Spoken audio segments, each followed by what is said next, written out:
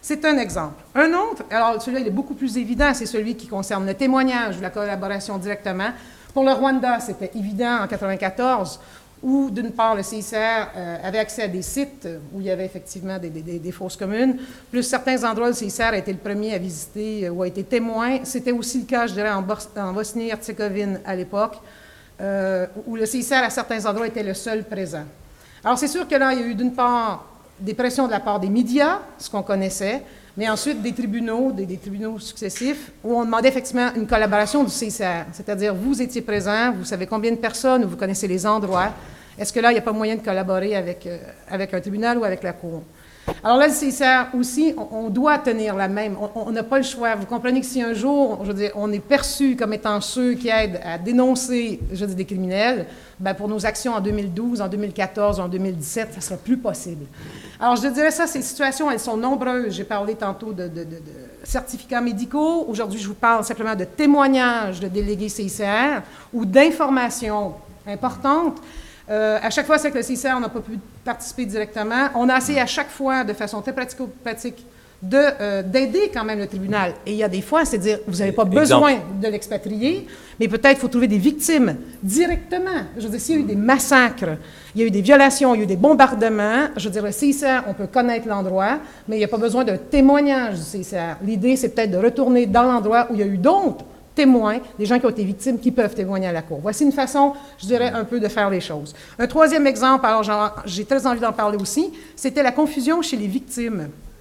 Alors, c'est vrai que quand il y a eu plus de travail au niveau, je dirais, des tribunaux, et la même chose avec les ONG des droits de l'homme, et entendez-moi bien, je dirais, le CICR, on est d'accord avec cette complémentarité d'action de différents groupes, mais il est vrai que par rapport aux victimes, que le CICR venait, je ne sais pas si je peux dire, débriefer.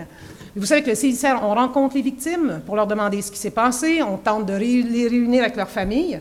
On a vu, à un moment donné, chez les victimes, une certaine confusion de ces acteurs qui venaient tous poser des questions. Qu'est-ce qui vous est arrivé? Qui vous a violé? Par qui? Combien de fois? Etc. Une fois par des groupes des droits de l'homme, une fois peut-être en rapport avec un tribunal pour trouver un début de preuve, une fois le CICR parce que lui peut peut-être amener de l'assistance médicale. Et c'est vrai que là, il y avait aussi, je dirais, chez les victimes, cette espèce de confusion. Je ne dis pas que c'est négatif, chacun doit faire son travail. Mais voilà aussi, je dis encore, un des impacts. Vous me posez la question un peu à chaud, j'ai essayé de donner des différents exemples, où là, le CICR, on a dû plus de diffusion, expliquer le rôle de chacun, parce que c'était certains impacts sur le terrain, dans notre travail quotidien auprès des victimes, par exemple. Très bien, merci beaucoup. Je peux dire un mot là-dessus? Passionnant. Oui, Simon Forman, oui, absolument. Simplement, c'est un parallèle qui me vient parce que je suis avocat. Ça me fait penser au secret professionnel qui existe devant les tribunaux nationaux. Je suis complètement d'accord avec René pour dire qu'il n'y a pas de... Enfin, il y a des parallèles, il y a des limites au parallèle entre justice nationale et justice internationale. La CPI n'est pas un tribunal de grande instance à grande échelle. Mais l'idée qu'il y ait des intérêts à concilier entre les intérêts de la justice et, dans certains cas, les intérêts d'une certaine confidentialité n'est pas une idée qui est apparue tout récemment avec la justice internationale. Les médecins devant les tribunaux français bénéficient du secret professionnel et ne sont pas censés révéler, même devant une cour d'assises, un tribunal, ce qu'ils ont appris dans le secret de leur cabinet. Les avocats, vous parlez d'aller rencontrer quelqu'un qui est recherché. Figurez-vous que ça arrive dans mon métier aussi. Je suis avocat. Et je pense que la justice pénale internationale et le droit international sont parfaitement capables de digérer, entre guillemets, cette problématique et de comprendre qu'il y a des intérêts en balance à équilibrer, comme les systèmes juridiques nationaux ont su le faire. Donc il n'y a pas de contradiction de principe entre justice et une certaine marge nécessaire de confidentialité. Mais il ne vous est jamais arrivé de regretter que telle ou telle ONG ne sorte pas de sa réserve ou de son devoir de réserve ou de son secret professionnel, puisque vous avez évoqué les médecins non, honnêtement non, je crois encore une fois. Jamais, sur aucun théâtre de conflit, dans aucun cas, aucun dossier. Il s'agit de comprendre les logiques dans lesquelles chacun agit, c'est tout. Effectivement, il y a des frustrations, forcément, il y a des cas dans lesquels ça va poser des difficultés de compréhension, d'effectivité du passage à la justice.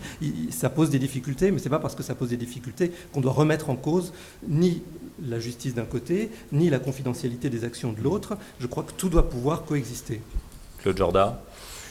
Oui, je suis beaucoup plus nuancé sur ce point-là. Je pense qu'il faut se poser surtout la question de façon très pragmatique. Comment le procureur peut-il travailler ?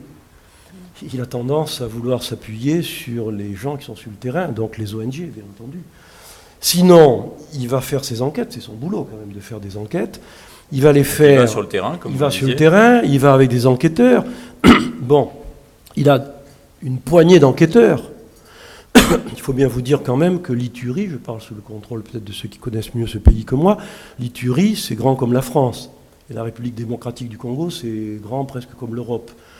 Donc ça va être très compliqué, les pays sont en guerre, il y a des camions et des tankers de la MONUC qui passent, et comment voulez-vous que le procureur fasse son travail ? Donc il a tendance évidemment à se tourner vers le CICR, qui lui oppose, j'allais dire, ses principes, et vers des ONG, plus ou moins manipulées ou manipulables, c'est certain. Car il lui faut ramener à La Haye des témoins. Et là nous abordons le problème considérable de l'anonymat des témoins qui sont des victimes en même temps. Victimes témoins, témoins victimes. Avec, je tiens à vous dire aussi, une distinction extrêmement subtile qu'on a dû mettre en place à La Haye, qu'on n'avait pas dans les tribunaux ad hoc, les victimes de la situation et les victimes de l'affaire. Je prends un exemple.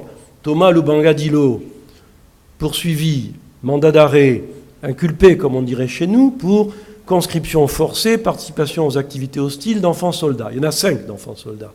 Ça, c'est des victimes de l'affaire. Mais les victimes de la situation, c'est 10 000 personnes déplacées, si ce n'est 20 000. Donc, c'est une distinction très compliquée. Donc, à ce moment-là, le procureur, lui, d'ailleurs, le procès est suspendu. D'ailleurs, pour l'instant, il n'a pas encore commencé, ce procès. Et c'est un chef de milice. Bon. Et 3 chefs d'accusation. Donc, à ce moment-là, le procureur, il faut bien qu'il fasse ses enquêtes.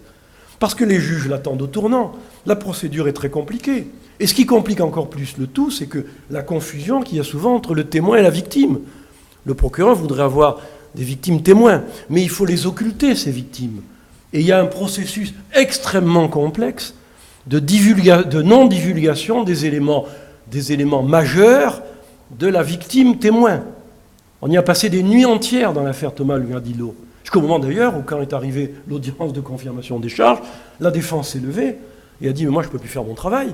On caviardait le nom, le prénom, la date de naissance quand il y en a, les éléments de l'identité dans des hameaux qui font 3-4 maisons. Comment voulez-vous que quelqu'un vienne témoigner à La Haye ? La personne est complètement terrorisée.